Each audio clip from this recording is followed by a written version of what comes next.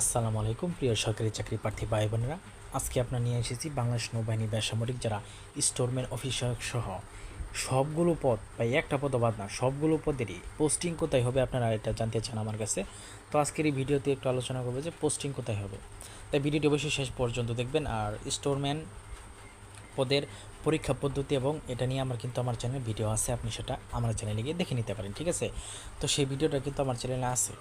আর আমি কিন্তু এই ধরনের ভিডিও আপলোড করি আমার চ্যানেলে, তাই অবশ্যই আমার চ্যানেলটা আপনি সাবস্ক্রাইব করেন, লাভ হবে না, মানে ক্ষতি হবে না, আপনার লাভই হবে, ঠিক আছে।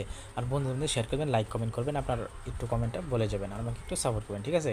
আচ্ছা, তো দেখতে পাচ্ছেন বেশিরভাগই স্টোরম্যান পদটা আমার কাছে জানতে চান, 27 জনকে নেবে।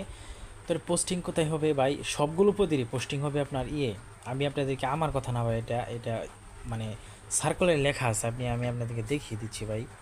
এই যে 14 নম্বর যে অপশনটা নিয়োগ, ভাই আরেকটা কথা বলি নেই, সাইড থেকে কিন্তু একটু নয়েজ আসতে পারে, আমি যেহেতু দিনের বেলা ভিডিওটা করছি, তো সেক্ষেত্রে আপনি একটু মানিয়ে নেবেন নয়েজগুলো, ঠিক আছে।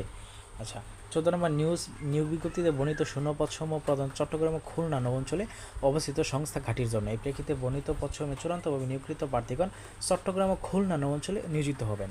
মানে আপনার পোস্টিং হবে চট্টগ্রাম অথবা খুলনা, এই দুইটা জেলায় কিন্তু আপনার পোস্টিংটা হবে। এখানে তারা বলে দিয়েছে নৌঘাটিতে হবে, ঠিক আছে। তো অবশ্যই এটা কিন্তু খুলনা অথবা চট্টগ্রামের পোস্টিংটা হবে, ঠিক আছে।